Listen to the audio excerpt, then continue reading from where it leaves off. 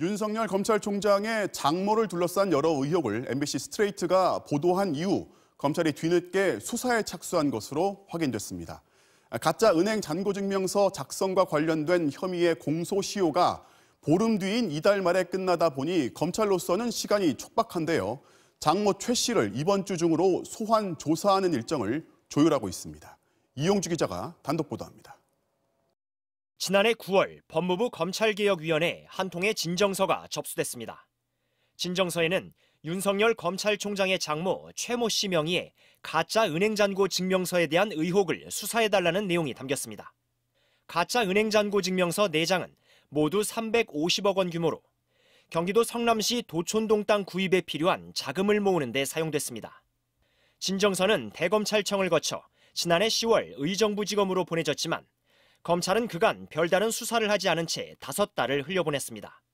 그러다 지난주 스트레이트 방송 직후 검찰이 뒤늦게 소환 조사에 착수한 것으로 확인됐습니다. 검찰은 먼저 최 씨의 가짜 잔고증명서에 속아 돈을 빌려줬다는 피해자들을 불러 조사했습니다.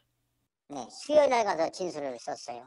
어떻게 해서 돈을 주게 된 얘기, 그런 얘기 쭉 하고.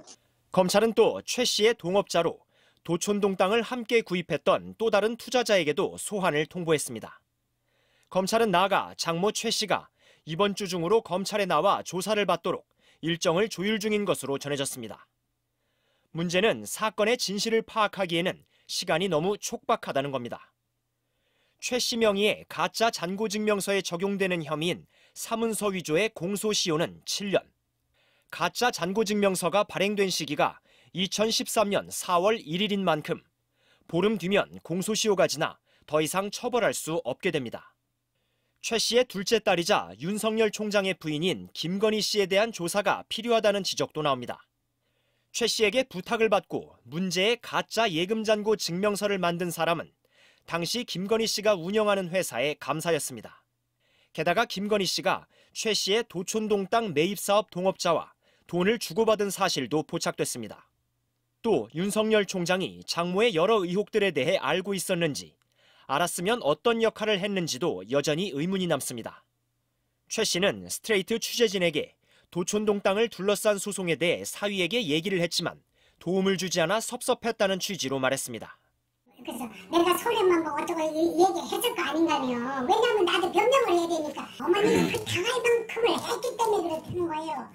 대검은 스트레이트에 보낸 답변서에서 윤 총장은 장모 관련 사건에 일절 관여한 바 없으며 의정부지검 관련 사건에 대해서도 대검에 보고하지 말도록 지시했다고 밝혔습니다. 하지만 의혹은 여전히 꼬리를 무는 상황.